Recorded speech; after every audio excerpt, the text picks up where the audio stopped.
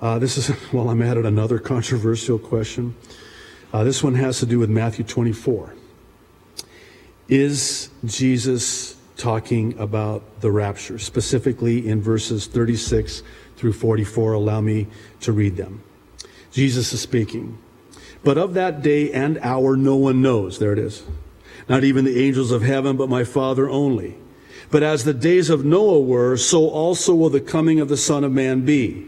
For as in the days before the flood, now this is very detailed and specific for a reason. They were eating and drinking, marrying and given in marriage until the day that Noah entered the ark, and did not know until the flood came and took them all away. So also will the coming of the Son of Man be. Then, verse 40, 2 men will be in the field. One will be taken, the other left. 2 women will be grinding at the mill. One will be taken, the other will be left. Watch therefore, for you do not know what hour your Lord is coming. There it is again. But know this, that if the master of the house had known what hour the thief would come, he would have watched and not allowed his house to be broken into. Therefore, verse 44, you also be ready, for the Son of Man is coming at an hour you do not expect. So, here again, my answer, I realize, is going to be met with disagreement. But I believe that Jesus is speaking about the rapture in these verses. And I know many respected Bible teachers and prophecy teachers would disagree with me, and they have. Now, I'm going to explain why. And here's my biblical reason. You search the scriptures for yourself, okay?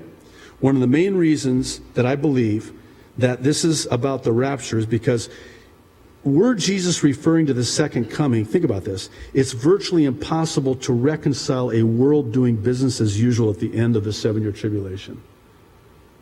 Listen, a third of the population is just wiped out. It's just survival. And am I buying and selling and building and planting and marrying and giving in marriage? I'm just trying to survive.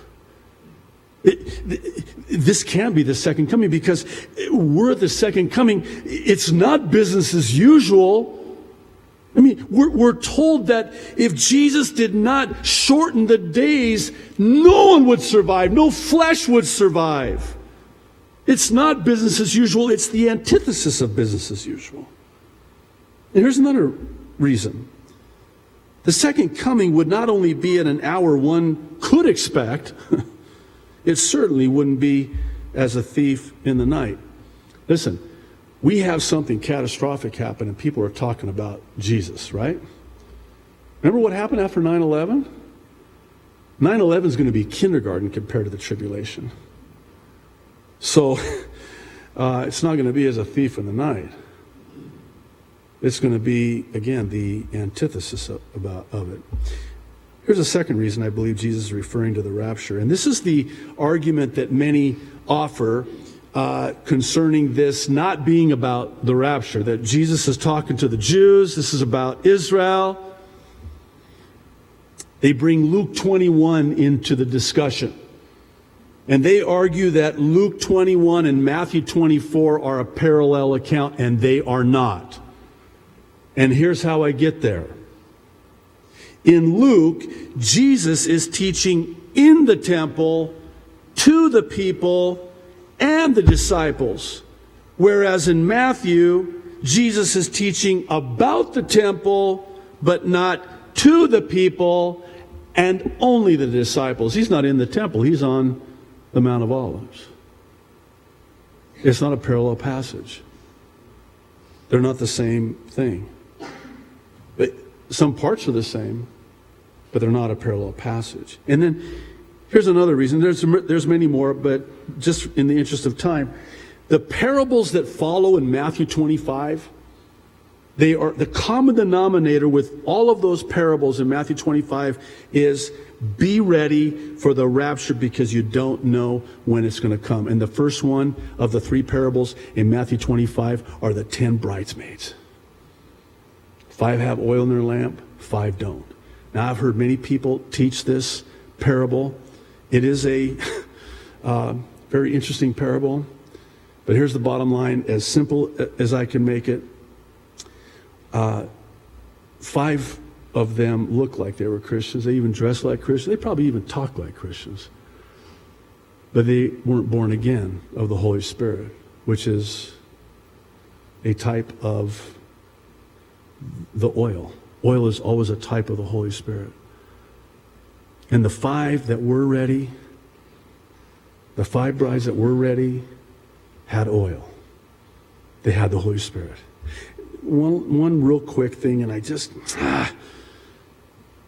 You know when the angel appeared to Mary and said, you're with child?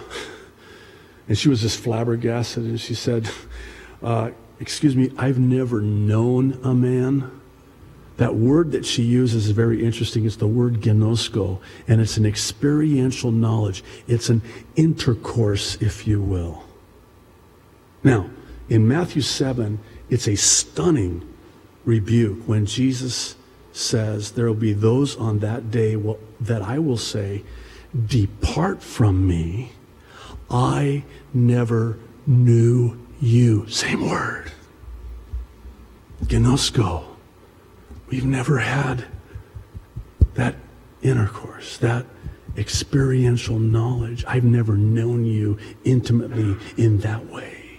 Depart from me. Jesus said, unless a woman is born again, they will not see or enter the kingdom of heaven. Let's move on. We have 585 more questions to go. We'll get there. No, we're getting close. Some of you brought your pajamas and your toothbrush.